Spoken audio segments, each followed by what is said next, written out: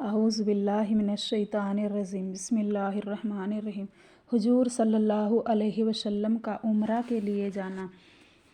رسول اللہ صلی اللہ علیہ وسلم نے ایک مرتبہ خواب دیکھا کہ مکہ میں داخل ہو کر بیت اللہ کا طواف کر رہے ہیں۔ یہ خواب سنتے ہی صحابہ کرام رضی اللہ بیت اللہ کی زیارت اور عمرہ کی ادائیگی کے شوق میں بے چین ہو گئے۔ چنانچہ ماہ ذی القعدہ سن 3 ہجری میں رسول اللہ صلی اللہ علیہ وسلم 1400 صحابہ کرام رضی اللہ کے ساتھ عمرہ کرنے کے لیے روانہ ہوئے اور حدیبیہ پہنچ کر قیام فرمایا۔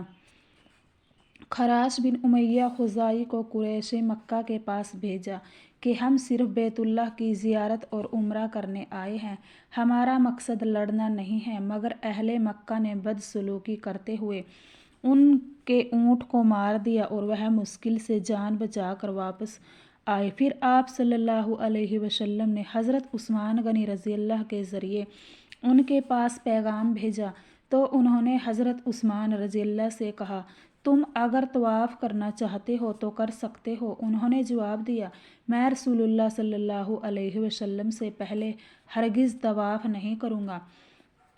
تو قریش مکہ نے کہا کہ محمد صلی اللہ علیہ وسلم اپنے ساتھیوں کو لے کر اس سال مکہ میں داخل نہیں ہو سکتے اور حضرت عثمان رضی اللہ کو نظر بند کر دیا۔ ادھر مسلمانوں میں ان کی قتل کی خبر مشہور کر دی گئی تو حضرت عثمان رضی اللہ کی شہادت کا بدلہ لینے کے لیے آپ صلی اللہ علیہ وسلم نے ایک درخت کے نیچے صحابہ کرام سے بیعت لی۔ اس بیعت کو بیعت رضوان کہا جاتا ہے۔ السلام علیکم ورحمۃ اللہ وبرکاتہ۔